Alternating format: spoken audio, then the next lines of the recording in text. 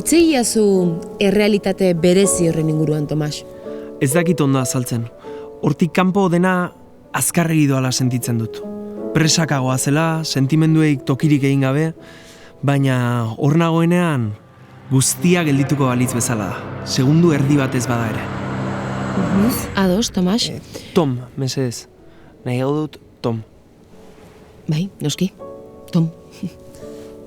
Aurreko sesioan aipatu zenuen, toki horretan berdin duela desberdintzen zaituzten gauza guztiak.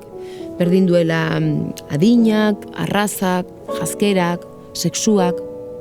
Sakondu dezagun pixka bat horretan, Tom. Bai, hori da. Hor nagoenean, hor gaudenean, badirudi askatasuna biderkatu egiten dela. Momentua azken mugaraino bizitzeak hartzen du garrantzia. Amesteak. Besteek zer pentsatuko duten horrek ez dauka pixurik.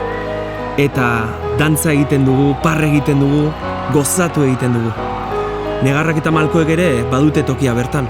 Eta aldarriak ere bai, noski. Baino desberdintzen gaituen guzti hori alde batera uzten dugu. Eta batzen gaituenari eusten diogu. Bat egiten dugu. Hor gaudenean sentitzen dut askeak izateko jaio garela zentzu guztietan. Ados, Tom.